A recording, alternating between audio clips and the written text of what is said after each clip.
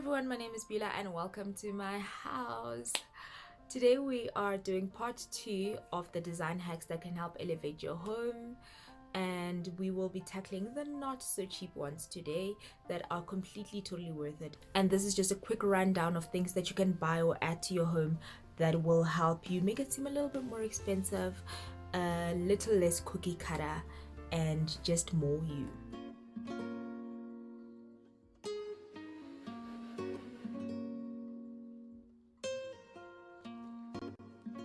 Point number 1 is you want to get a bigger rug. I see this a lot when I walk into my clients' homes. You have a coffee table that is sitting on a rug that literally just caters for the coffee table. What about you? Are you not cold? So what you actually want to do is to make sure that you have a big enough area rug. It's not a coffee table rug, it's an area rug. You want to get a big enough area rug that can sit all of your furniture on it. So it must sit your couch. If you have occasional chairs, if you have ottomans, it must sit those two, and then it must sit the coffee table as well. This helps demarcate your area, and what it does is that even if you have a small space, it makes it appear a little bit bigger. But moreover, it also makes your space seem more finished.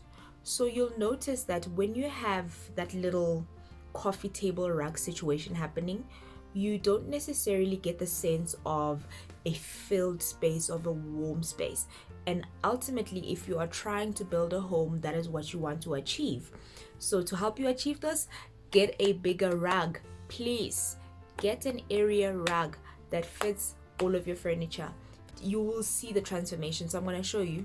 If you look at the two pictures that I'm displaying now, you'll see the difference between what you get in terms of aesthetics. The home feels designed, it feels furnished, because even though we literally just added the two chairs and side tables, this suddenly feels like, oh my gosh, like it's a much bigger area, and you can actually see that the room is really big now. First tip, very important tip, get a rug that fits, please. Tip number 2 is custom curtaining. Now when I say custom curtaining, you may be like, it sounds expensive, it sounds like a long process, it's tedious, this and that. Not really. Let me give you a really quick rundown of how this happens. So all you need to do is to measure not your window but your wall, right, where you want the curtain to go overall. So this is a little trick that we use when we're designing clients' homes. Instead of looking at the window size and wanting the curtain to go just above the window, we need the curtain to fill up the entire wall. And what that does is that it gives the illusion that the window space is bigger than it actually is. First thing first, you need to measure the wall where the curtain is going to go. You measure the width and you measure the drop, which is the height.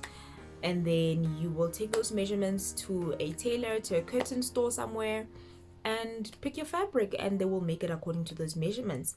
And then you want to get a rod or a curtain rail or whatever fixture it is that you're using, and you're going to put that above your window, just under the ceiling, or under your cornice if you have a cornice, and you're going to let that hang from there. It's going to make your walls seem a lot taller than they actually are, which is great because added height gives you the illusion of more space. With that said, if you have a few extra bucks, you can always look into getting like a pulley system or a motorized curtain system. So what this does is that instead of you standing in the middle of the curtains and going wah, wah, you just stand on the one side, you pull the pulley, and curtains open. Sesame. And with a motorized one, better yet, you can literally just stay in bed, press a remote, and open the curtains, go. Yeah, just like that. Look, it's a nice to have, it's cool. But before the cool stuff, let's look at the basics. Get curtains that fit, get curtains that are bigger than your windows, and get curtains that go from floor to ceiling. Those 3 rules, very important. Next on the list, you want to invest in some really big mirrors. You want to invest in large mirrors that are freestanding, mirrors that are mounted to the wall, not a small little face mirror. You want to get something that you can see your entire self and probably your whole family in it. And the reason for this is because mirrors increase visual space.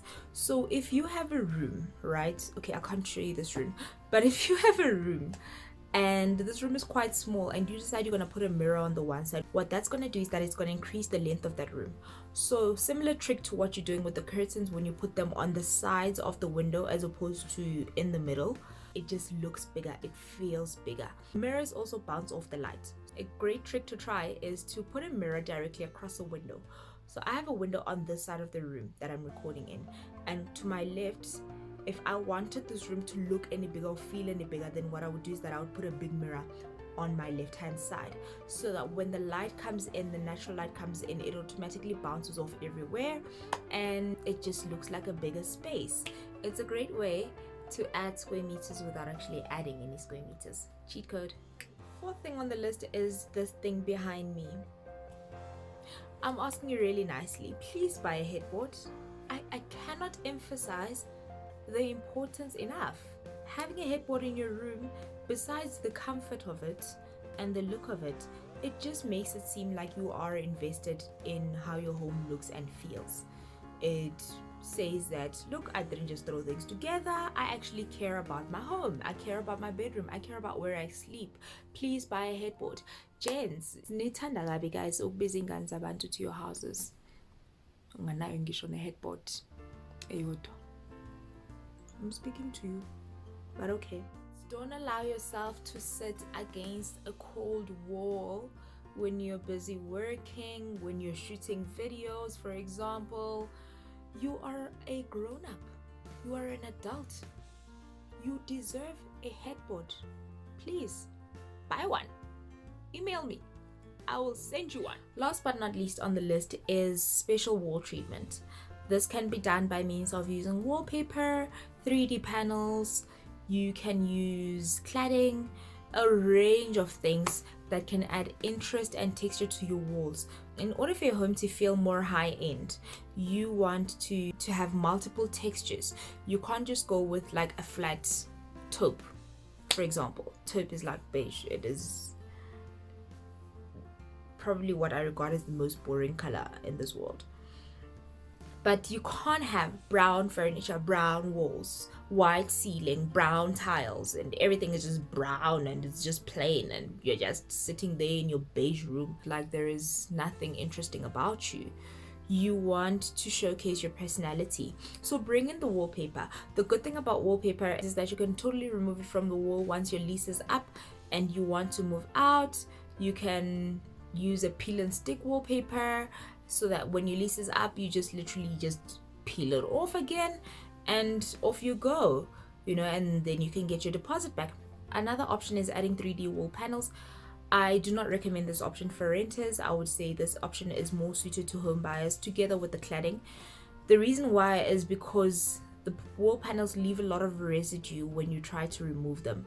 So it is definitely not ideal for anybody that is trying to have a clean slate once they need to move from where it is that they're staying. With regards to the homeowners though, you can totally go for this. Put it up on one wall ideally. You don't want to fill the entire room with 3D wall panels or with cladding. I've seen this before, and guys, I'm sorry to say it, but it looks tacky. You don't want to put cladding every single place. Everywhere around you, you are looking around and it's just cladding everywhere, and it's stones and stones and stones and stones.